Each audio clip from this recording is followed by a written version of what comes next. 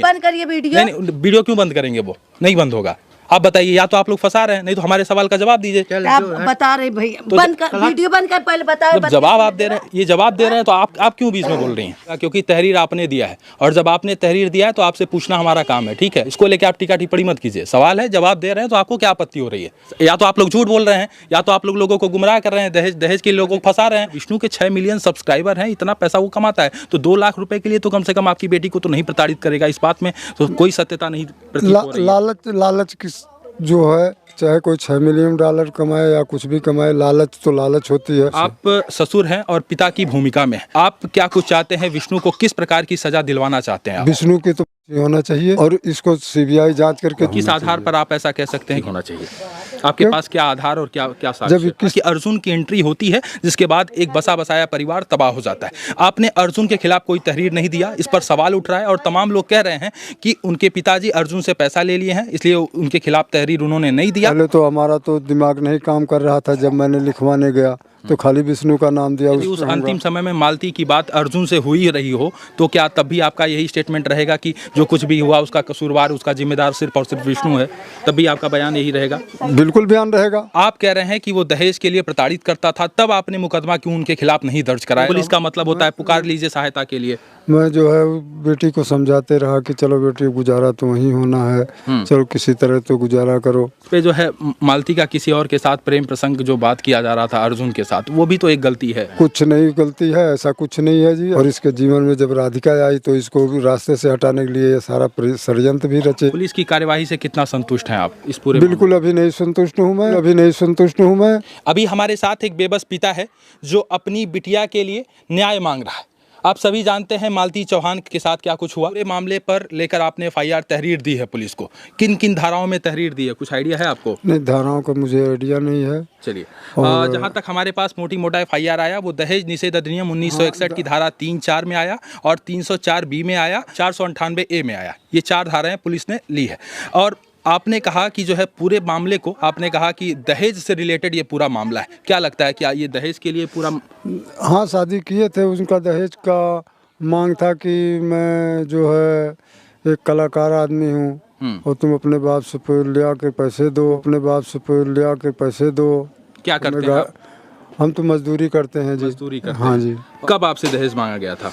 दहेज जैसे शादी के 4-6 महीने के बाद से उन्होंने ये टेक्चर उसे करना शुरू कर दिया, और मैं गरीब आदमी कहाँ से इतना दहेज दे पाता। चलिए, दहेज लेना और देना दोनों अपराध की श्रेणी में आता है, और दहेज ना तो लेना चाहिए ना तो देना चाहिए। अब आप कह रहे हैं कि वो दहेज के लिए प्रताड़ित करता था, तब आपने मुकदमा क्यों उनके खिलाफ नहीं दर्ज कराया? जब 3 साल पहले आप कह रहे हैं शादी के 6 महीना बाद से ही यदि प्रताड़ित कर रहे थे, तब आपने उनके खिलाफ पुलिस में तहरीर क्यों नहीं दी? पुलिस का मतलब होता है पुकार लीजिए सहायता के लिए। मैं जो है बेटी को समझाते रहा कि चलो बेटी, गुजारा तो वहीं होना है, चलो किसी तरह तो गुजारा करो। तो पड़ी रही वहाँ पे, एक बच्चा भी हुआ। उसके बाद जो है मैं कहा चलो अब मामला शांत हो जाएगा, एक बच्चा हो गया, परिवार वाले हो गए, थोड़ा समझदारी हो जाएगा इन लोगों का।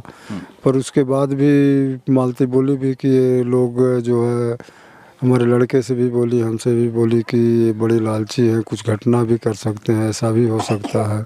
और आज वो ऐसा कर भी दिए।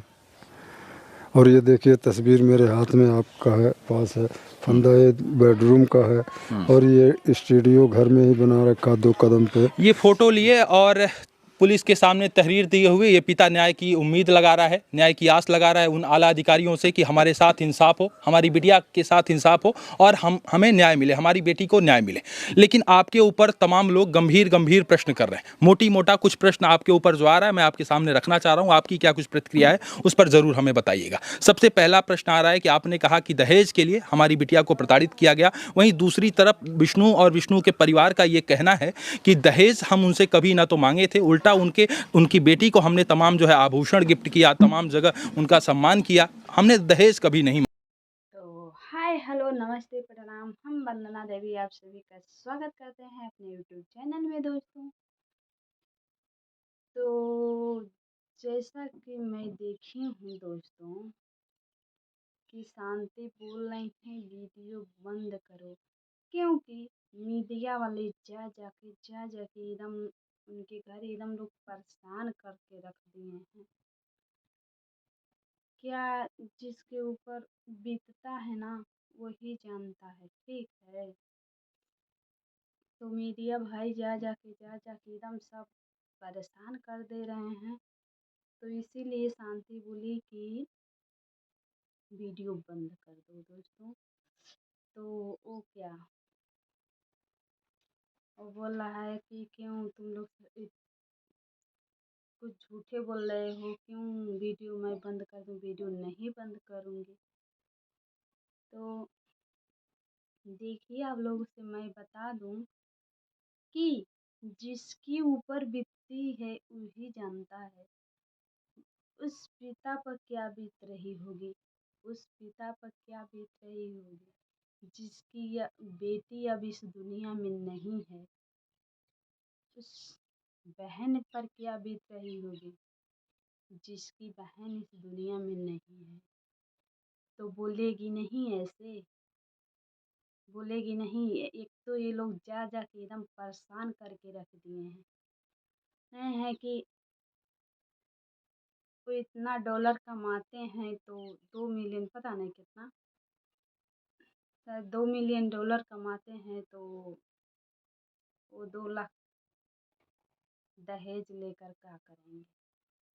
तो सही बात है कि इतना तो वो खुद कमाते थे, पर दहेज के लिए तो नहीं मारे हैं। उसमें थी राधिका,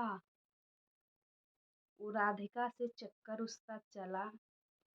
इसके बाद इधर जब वो उसके चक्कर में पड़ गया तब इधर ये नहीं, मतलब नहीं बोल चल रहा, अपना वहाँ जाके सो रहा। ये इसका भी मन कुछ इतनी हुआ होगा, ये भी बात करने लगी अर्जुन से। उसके बाद अपना बात करते गई, उसी में उसका हो गया प्यार। उसके बाद इसी चक्कर में वो रिकॉर्डिंग कर लिया, रिकॉर्डिंग वायरल कर दिया। अब ये तो नहीं, पहले एक बात आज सच्चाई सुन लीजिए। क्यों